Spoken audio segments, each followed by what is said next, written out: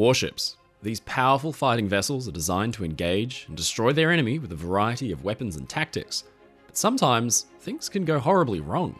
Ladies and gentlemen, I'm your friend Mike Brady from Oceanliner Designs, and here are 5 of the worst examples of friendly fire at sea in history.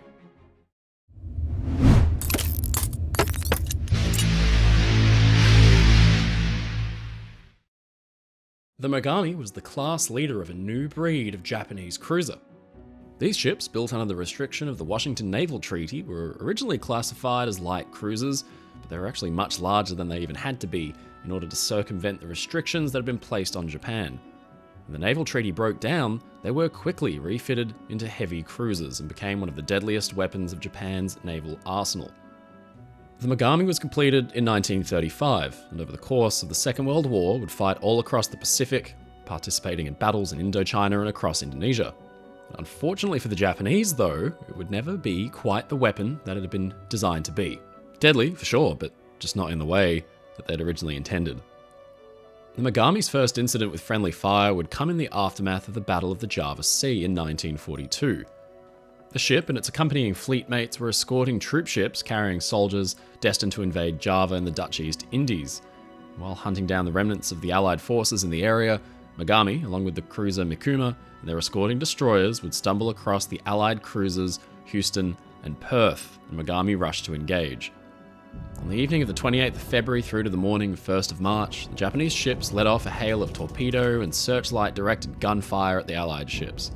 But unfortunately, in the darkness, and with the eagerness of the ship's commander to engage the enemy, they didn't stop to check where their torpedoes would go in the event of a miss.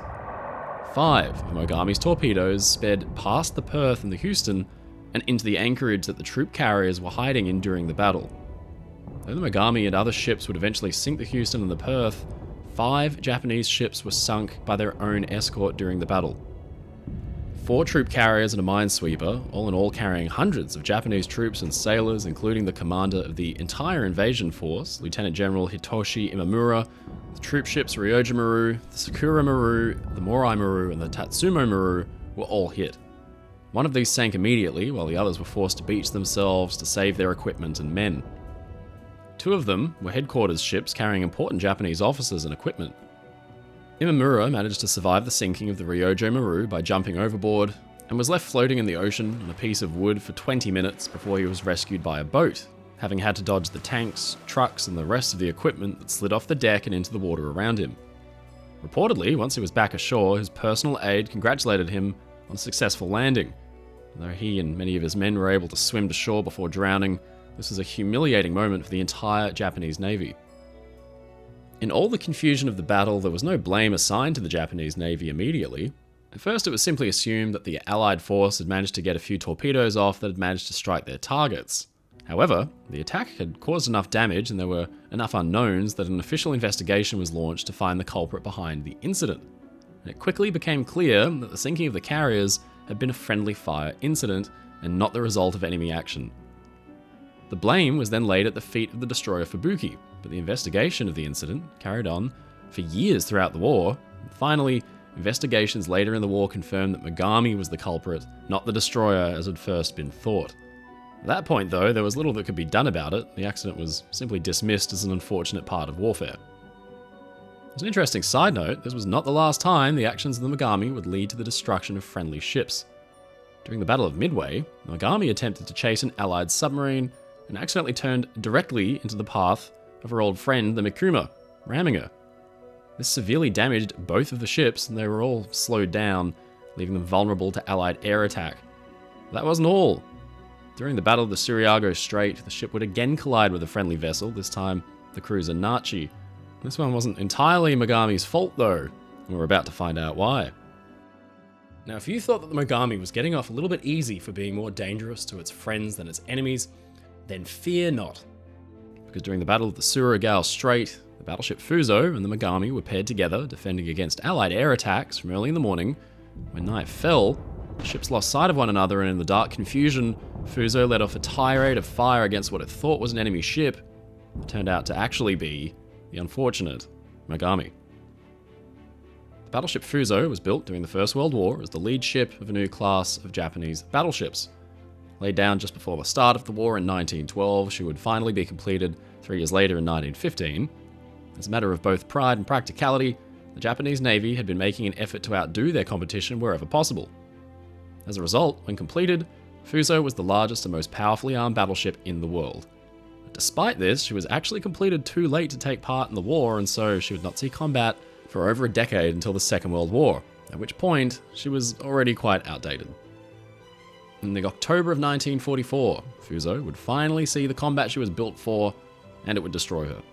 On the 24th, during the Battle of the Surigao Strait, the Japanese Navy came under incessant air attack from the vastly superior American Navy.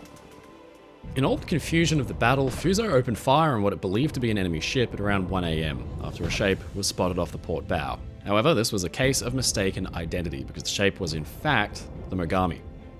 The immense firepower of the battleship ended up killing 3 men on board the Mogami and weakened it for the battle ahead. This came after it had already been attacked by American planes. With the concentrated fire from the Americans and the occasional fire from their own fleet, the bridge of the Mogami had been destroyed, and both the captain and executive officer were killed. The ship attempted to retreat, and in doing so ended up colliding with the flagship of Admiral Shima, the Nachi. Nachi was forced to leave the battle after this and returned home for repairs. The battle carried on for a few more hours, but the Japanese Navy was completely overwhelmed by the superiority of the American forces.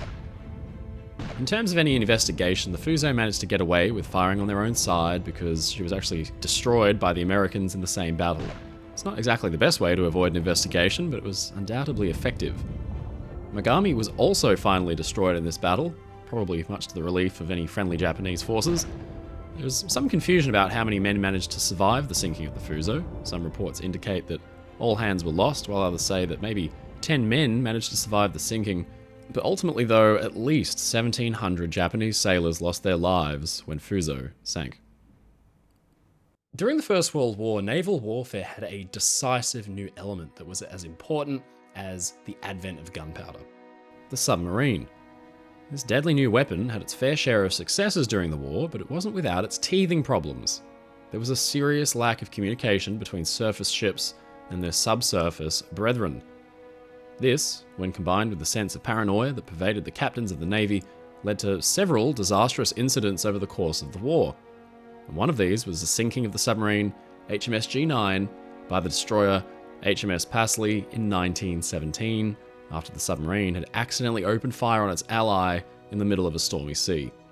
The Pasley was a ship built for the British Navy at the start of the First World War. After a crash construction of only a little over a year, she was ready for service in April 1916 and joined the Grand Fleet operating in the North Sea.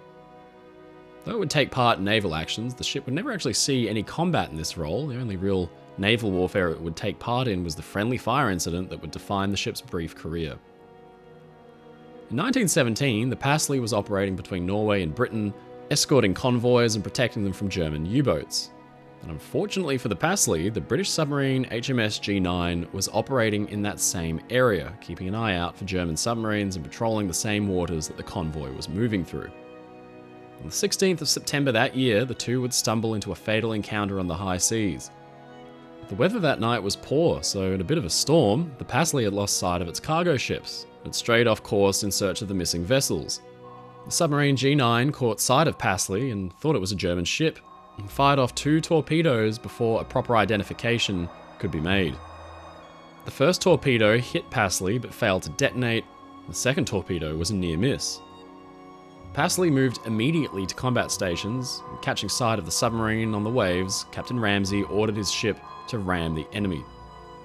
On board the G9, the men had realized their error almost immediately. They put their signal light out to contact Pasley, but by the time it was seen, it was too late. The vessels were just too close, and the larger destroyer rammed the tiny submarine. Pasley slammed into the G9, almost splitting her in half. On board, the crew were ordered to evacuate, but only one man, a stoker named William Drake, was able to make his way out of the submarine before it was crushed beneath the water. Less than a minute after the submarine had been rammed, she sank, along with 30 of the 31 crew. The Pasley stopped to rescue any survivors that might have made it from the sinking vessel, and Drake was pulled aboard. His testimony is the only surviving source of information about exactly what happened aboard G9. Following this disastrous encounter, the captain of the Pasley, Commander Charles Ramsay, faced no repercussions for the accident and was in fact praised for his quick thinking in attacking the G9. The official court of inquiry stated that the attack was the right action to take under the circumstances and that its result, so deeply regretted, is evidence that it was taken with commendable promptness and precision. The blame was actually laid at the feet of the commander of G9, who initiated the encounter by firing upon the Pasley. Commander Ramsay had a long career after this accident, rising to the rank of an admiral, and after his retirement being appointed as aide-de-camp to King George VI. The captain of the G9, Lieutenant Commander Carey, was posthumously awarded the Distinguished Service Order for his contributions towards submarine warfare. There was an understanding that the sinking of the G9 wasn't really the fault of anyone in particular, but just an unfortunate situation that had occurred as a result of war. On a brighter note, pun intended, the incident also led to expediting the inclusion of signal lights on the British submarine fleet in order to prevent any further incidents like the G9. Around about the time of the Napoleonic Wars and before, it was really unusual to lose more than, a couple hundred men during a naval battle. Ships were just too small and too difficult to destroy for the casualties to be much more than that. However, during the late 18th century and the early 19th, we see for the first time the sort of modern casualties in their thousands.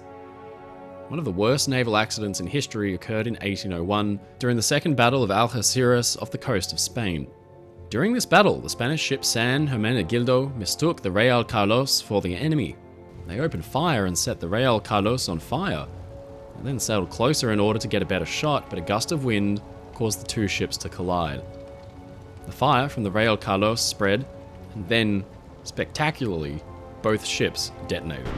More than 1,700 men died in the explosion. The Real Carlos and the San Hermenegildo were both Spanish ships built in Havana. They were both Santa Ana-class three-decker warships that each carried a crew of over 800 men. The San Hermenegildo was launched in 1789, and the Real Carlos in 1787. Both ships would see an active decade of service between their construction and the turn of the century, participating in numerous wars before finally being assigned to the Spanish city of Ferrol, where they repelled a British invasion in 1800.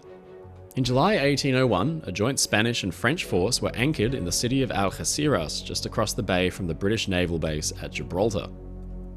Gibraltar had been a thorn in the side of the French and the Spanish ever since it had been taken by the British in 1713. With the joint naval force, however, the Continental Allies felt that an opportunity had arisen to finally dislodge the British from Europe entirely. They gathered the fleet and prepared for an attack. The British, however, preempted them, and in two battles over the course of a week, between the 6th and the 12th of July 1801, the British fleet sailed forth from Gibraltar and attacked the enemy force. The first of these battles went fairly well for the French and the Spanish, as they managed to do real damage to the British fleet. The second battle, on the 12th, however, was when disaster struck. Once night fell over the battle, the ships of the Spanish Navy had trouble distinguishing the enemy. The British vessel HMS Superb managed to land effective hits on the Real Carlos, knocking out its mast and setting the ship on fire. This fire quickly got out of control, and the entire ship began to burn. But then, the captain of the San Hermenegildo saw the burning vessel and believed it to be a British ship. It seems like an almost inexcusable mistake to make, but thinking he had an easy target, he moved his ship in to engage. A fierce battle ensued between the crew of the two ships until a gust of wind brought the San Hermenegildo into contact with the burning Real Carlos, and the fire spread. Both ships started to burn. At around 1 a.m, the fire reached the central magazine, and in an explosion that could be seen from Gibraltar, the ships were simply vaporized along with their crew. More than 1,700 men were killed in the explosion, and the heat of the fire and the risk of further explosions prevented any attempts to get close enough to try to save the crew. Only a few hundred men managed to escape on boats, a tiny fraction of those who'd been aboard. There was little that could be done about the accident. Those on board had been killed, and in the aftermath of the disaster, the entire fleet was in disarray. Both the Real Carlos and the San Hermenegildo were both centerpieces of the Spanish force, and to lose not just one, but both of the ships was a cataclysmic disaster for them. The explosion of these two ships was probably the single greatest maritime disaster in history up until that point. As we learned from the last incident, the fog of war was especially bad in the days before modern communication methods. When sailing ships were the fastest means of travel and flags were the most effective way to signal to other ships, mistakes often occurred that could have deadly consequences. In 1806, there was an incident of friendly fire between two British warships and a privateer which was carrying slaves from West Africa. The ships HMS Dart and Wolverine discovered the British slave ship Mary. Believing that it was a French privateer, they attacked. Meanwhile, on board the Mary, the captain believed that its attackers were French privateers. And as such, both ships opened fire and they fought for the entire evening. What happened only became clear after Mary surrendered to the British warships. The Mary was a slave ship operating between America and the west coast of Africa. Built in 1806, she was placed under the command of a Captain Hugh Crowe, who immediately acquired a letter of marque from the Crown. She sailed from Liverpool to Nigeria, where she took on a cargo of humans and keeping them in horrible conditions on the 20th of October, set off from Africa across the Atlantic. Meanwhile, HMS Dart and HMS Wolverine were working together to patrol the Atlantic against French shipping. On the evening of the 1st of December, those ships would stumble across the Mary and mistook her for a French vessel. At first, the British warships tried to speak to Captain Crowe by shouting across the gap between them, but Crowe knew that certain French ships had tried to trick British sailors into lowering their guard before, and they were too far away to tell if they could hear an accent. And because of this, he opened fire on the strange warships and then the battle ensued. Aboard the Mary, Captain Crowe refused to contemplate any surrender. He'd been in a French prison before and was determined to do everything in his power to stay out of another one. Though he knew the odds were that Mary succeeding against the enemy ships were low, he ordered his men to put up as much of a fight as possible before being captured or sunk. Captain Crowe went so far as to even arm some of the slaves he had in his hold with small arms, and they actually assisted in passing powder to the cannons.